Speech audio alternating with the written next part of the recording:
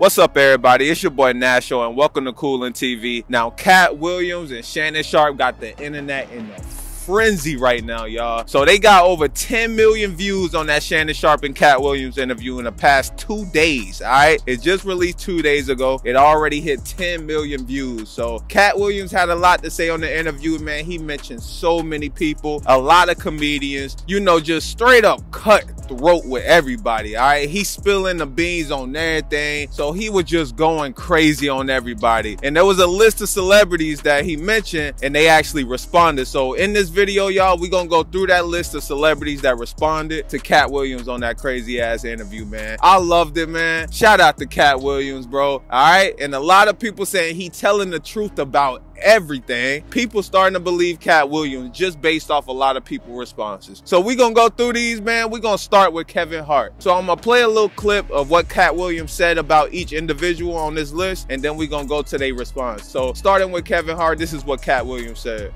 In 15 years in Hollywood, no one in Hollywood has a memory of going to a sold-out Kevin Hart show, there being a line for him ever getting a standing ovation at any comedy club. He already had his deals when he got here. Have we heard of a comedian that came to LA and in his first year in LA, he had his own sitcom on network television and had his own movie called Soul Plane that he was leading? No, we've never heard of that before that person or since that person. What do you think a plant is? Maybe people don't understand the definitions of these words. He just did his documentary with Chris Rock where he shows you that his whole upbringing in comedy was on the East Coast. Yeah, it was. So how simultaneously was he here in Los Angeles doing the same thing? It didn't happen. It didn't happen. And I hate to seem like a petty individual for picking apart lies, but Jussie Smollett gonna keep lying until you say we don't believe you. Oh man, y'all. So Katt Williams unboxing everything in this interview. So he said Kevin Hart already had his deals in play and he is a plant. He came all the way from the East Coast directly to LA, and in his first year in LA, he got a sitcom, he got a full movie that he's starring in. Yo, I never noticed this, dog. Is this facts? All right, somebody in the comment section gotta let me know, man. Is this really facts, man? Y'all think Kevin Hart is a plant? Let me know in the comment box, all right? So Kevin Hart went to Twitter to respond, and this is his response. He said, gotta get that anger out your champ. It's honestly sad. In the meantime, please enjoy my movie trailer to my next film, Lit, which will be dropping on Netflix in 8 days. There's a moment in the trailer where somebody says they really love you. I now know she's talking about Katt. Mark your calendars, world. This one is special. So he responded to Katt, but he promoting his movie on Netflix at the same time. He just telling Katt to get that anger out of him. Now, Kevin Hart didn't deny nothing. He didn't say anything was true. He just straight up, you know, just get the anger out of you. That's all he's saying, man. So to me, Katt Williams ain't lying by the damn thing, all right? You can tell by Katt Williams' body language and all that. So the next person that responded to Katt Williams is Cedric The Entertainer. Now, first of all, Katt Williams said a lot of things about each of these individuals that I'm mentioning right now, all right? But I'm just picking out certain points in the interview of what he said about them and the main things, all right? So I'm gonna get straight to the clip of what Katt Williams said about Cedric The Entertainer, and then we're gonna go from there. I had Cedric on here, and I asked him about the joke stealing, and he said the timeline doesn't add up. Correct. To that point, you say. Right, so he thought that I was just a no-name comedian and that he could take this joke and nobody would know. Right. The issue was that I had already done this particular joke on BET's Comic View twice. Right. It had done so well on BET's Comic View that they had made it part of the commercial. So part of the commercial of make sure you tune in to BET was you seeing me doing this joke. Right. And this joke is one of those jokes in comedy where you set it up and it takes a little longer to set it up, takes about 3 minutes, but then you're just hitting them with jokes after that because you don't have to set it up. Right. Mark Curry had already helped me work on this joke because I thought it was good because I was getting a standing ovation on it. He had me go back in the lab and help me craft it to be an even more powerful joke. So this is not just a random joke. This is my very best joke, and it's my last joke, and it's my closing joke. Okay. 1998, I'm doing this joke, it's on Comic View. Cedric comes to the Comedy Store. He watches me in the audience. He comes backstage. He tells me what a great job I did and how much he loves the joke. 2 years later, he's doing that as his last joke on the Kings of Comedy. And he's doing it verbatim. He's just changed my car into a spaceship. Him and Steve had already apologized for me, so I gave him a pass for a decade. Why would you sit here and be like, I saw Katt 30. All right, y'all. So Katt Williams saying Cedric The Entertainer stole a joke. 2 years later, he went and did it on Kings of Comedy. You know, he just stealing. So he stole jokes from Katt, and that's pretty much why they got a beef. And he's in alliance with Steve, Harvey, Rickey Smiley, and Katt just don't like none of them, all right? So Cedric The Entertainer seen this video of Katt explaining that, and then he commented under a post on Instagram. So Cedric said, revisionist history.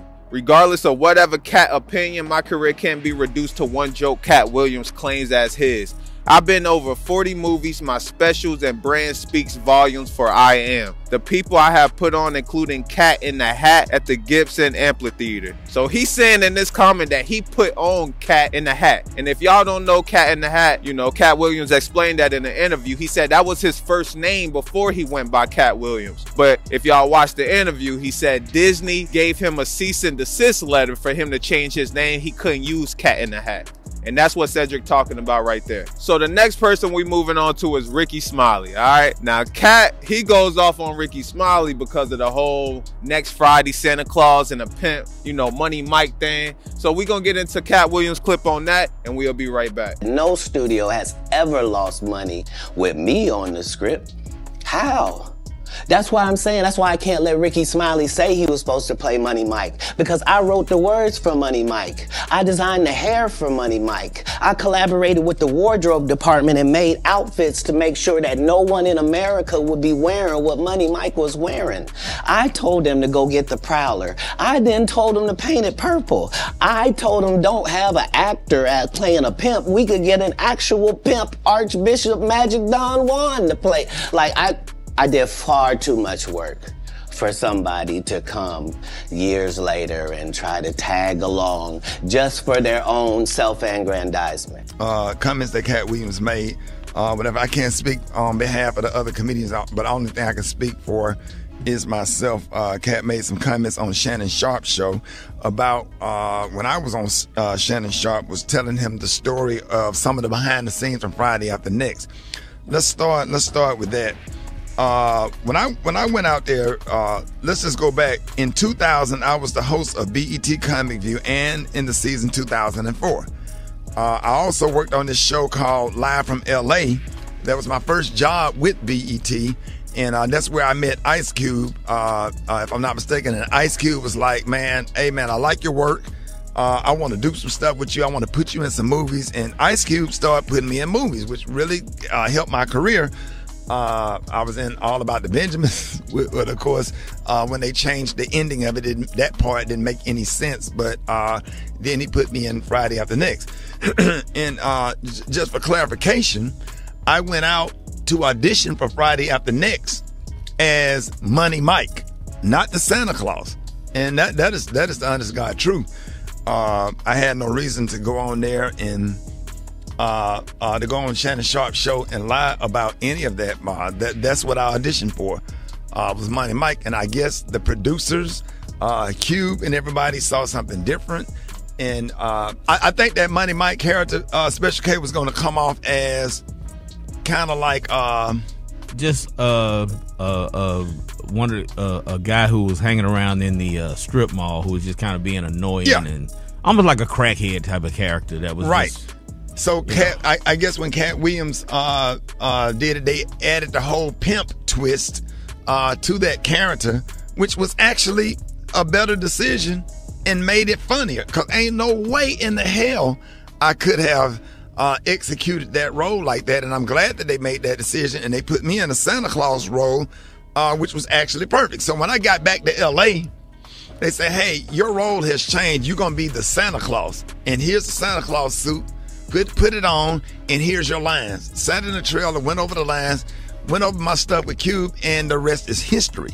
So Rickey Smiley just giving us his point of view about the whole Money Mike thing. He did just say he got an audition. He went to the audition. They decided to switch roles. And you know, it's no ill will that he has towards Katt Williams. He stated that. And even at the end of that radio show, he promoted the rest of Katt Williams' remaining tour dates. You know, he's stopping in Birmingham, Alabama, which is where Rickey Smiley at. And, you know, he was just still promoting them, showing them love and all that. All right, y'all. So we're going to move on to the next one. The next one is Tiffany Haddish. So we're going to go to a little clip of what Katt said about Tiffany, and then we're going to go from there. Guy Torrey did a beautiful special about the Comedy Store and Fat Tuesday, where he said that Steve and Cedric and Kevin Hart and Tiffany Haddish came through there and made... All lies. Steve and Cedric never performed at the Comedy Store at all. Tiffany was only seen at the Laugh Factory. So Katt was just going off on everybody in this interview, man. I don't think it's one comedian that he didn't mention other than Dave Chappelle. And he did mention Dave Chappelle, but he mentioned him in a good way. He liked Dave Chappelle, so, you know, so there was no beef with Dave, all right? And I'm glad that's the case. So Tiffany Haddish got wind of her little part of the clip, man, and she went to Instagram and she said, "I'm not mad. I just wish he would get his facts right about me. Dang, I guess I will send him a reminder text, but are we sure that is Katt Williams? He looks a lot like Charleston White." So she cracking jokes, man. And like I said at the beginning of this video, y'all, a lot of these responses that these celebrities give the indication to all the fans that Katt Williams ain't lying about shit. All right, so we're gonna move on to the next one, and the next one is Michael Blackson. Man, everybody was clowning on this part of the interview, so we're gonna go straight to the clip of what Katt Williams said about Michael Blackson, and then we're gonna get to his response. Don't get booed enough. I mean, this is how you end up with a Michael Blackson who's a real African doing a fake African accent. Okay, this guy is mad at me. All I did was give him the best advice of his life. Remember, he was wearing dirty dashikis, and I told him he needed to dress to be in the position that he's trying to say that he's in. And if you're the African king of comedy, sir, there's actually comedians in Africa doing comedy. If you're gonna say that, you gotta go to Africa and get a school, dude. Everybody got, you gotta put in some work. And these guys, they take my advice, they change their whole persona, and then they hate me for it. And generally, I'm just too big to comment or make a statement about it or do a live or any of that. But so Michael Blackson heard all of this, man, and shit, he went straight to Twitter, man. And he didn't have just one thing to say. Michael Blackson had a whole damn essay to write. All right, and he broke it up into different tweets. So we gonna go through these tweets, all right? So his first one say, "Never been booed ever, but I've watched Katt get booed in 2 cities. Cincy, and I forgot the other city. Fucked up shit is in Cincy where he's from. It's fucked up when your own people booze you." And he said, "I'm so confused. I'm African with a fake African accent. My accent had me roasted every day in school and in the comedy clubs in America, and I wish I could get rid of it. Even my Philly accent is fake. I guess the only thing real about me is my d." So bro is clowning at the same time. So we're gonna go to the next tweet. He said Katt Williams is definitely top 10 comedians of all time and top 5 alive, but we all have to agree he's not the Katt of 2005. I can't believe this lying dehydrated leprechaun said he told me to build a school, LMAO. I only built a free school so the kids can whip your ass for free, mother sucker. Bro, Michael Blackson is clown, bro. He said Katt Williams is a very smart midget nigga. He took shots at the top 10 comedians alive today so we can all respond and make him relevant again. So Michael Blackson is clearly mad. You know, he had multiple tweets, not just one response like everybody else so far. He had to say a lot. But at the same time, he's still cracking jokes, man. All right, y'all. So the last person we're going to go over is Ludacris. So Ludacris responds to Katt Williams saying he was involved in the Illuminati party. He accepted an Illuminati deal to make 20 movies, $10 million each for $200 million. And Ludacris accepted that deal and Katt Williams didn't. Let's get straight to the clip, y'all. Are you related to Luda? No, so there was a crossroads where we were both invited to an Illuminati thing, and it had to be one or the other of us, and decisions had to be made. So it was both of us, we were equal. One of us had to cut off all their hair and couldn't do the sideburn thing no more with the points.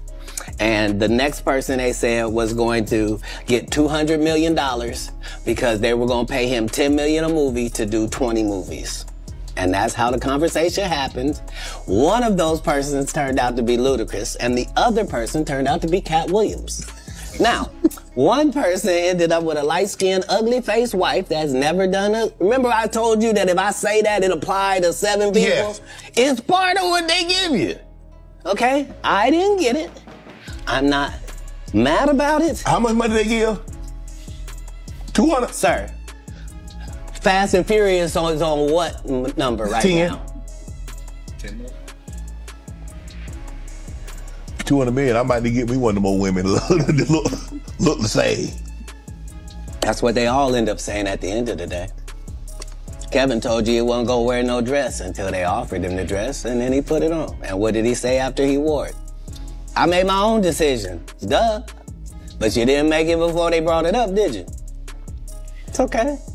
All right. So there you have it. And Ludacris' response, I can't play it on YouTube, man, because he responded to a freestyle over a Kanye beat. So we don't want to get copyrighted. But if y'all want to go watch that video, man, I'm going to go ahead and link it in the description below so y'all can go see that freestyle. But man, that's crazy. Illuminati deal, Ludacris, y'all believe that, man? Y'all gotta let me know in the comment box down below. The whole Katt Williams, Shannon Sharpe interview was crazy. If y'all haven't seen it, I'm gonna go ahead and link that in the description below too. Katt Williams and Shannon Sharpe full interview. Bro, it's crazy. All right, I watched it probably 3 times. But I want to know what y'all think about all these people responses, man. Do y'all think Katt Williams lying about anything, or y'all think he telling nothing but the truth? Let me know down in the comment box below. Remember to like this video, subscribe to the channel, follow me on Instagram at official Nasho. Make sure you got these notifications turned on, and I'm gonna catch you in that next video. Peace out.